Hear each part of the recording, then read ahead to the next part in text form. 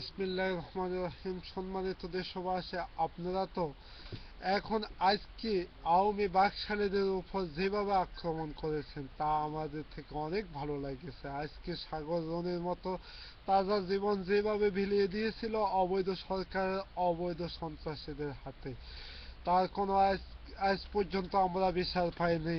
সম্মানিত দেশবাসী, আপনারা এখন রাজপথে যত যত কঠিন আকারে আপনারা বাধা সৃষ্টি করার জন্য প্রস্তুত হন। আপনারা এখন যে সকল সন্ত্রাসী পুলিশ মানুষের উপর আঘাত আনে তাদেরকে লক্ষ্য করুন।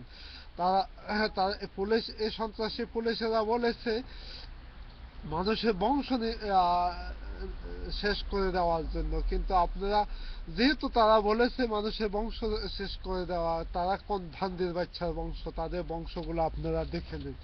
সম্মানিত দেশবাসী, আমরা আর রক্ত দিতে চাই না, কিন্তু রক্তের বদলা নেব।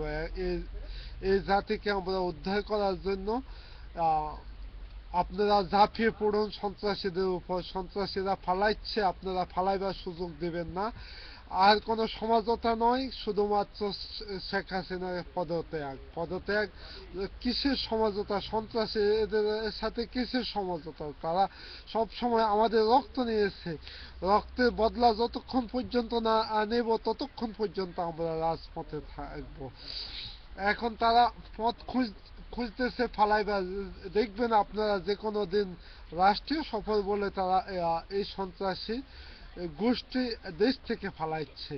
ওই সুযোগ আপনারা দিবেন না। এখন বাংলাদেশের পুলিশ বাহিনীর অনেক সদস্য আওয়ামী বাকশালী সন্ত্রাসীদেরকে গ্রেপ্তার করেছে। এখন চারিদিকে এখন তারা ফালাইচ্ছে আর ফালাইচ্ছে আর দৌড়াচ্ছে। তা দিন বাড়তেছে, তাদের দৌড় বাড়তেছে এবং তাদের নিঃশ্বাস বড় হইতেছে। সম্মানিত দেশবাসী, আপনারা সাগরনের জন্য দোয়া করবেন এবং সবাই এক হয়ে দেশ নেতা জনাব তারেক রহমানের নেতৃত্বে দেশ এবং জাতিকে উদ্ধার করার জন্য আপনারা এগিয়ে আসুন। ঝাঁপিয়ে পড়ুন, ঝাঁপিয়ে পড়ুন।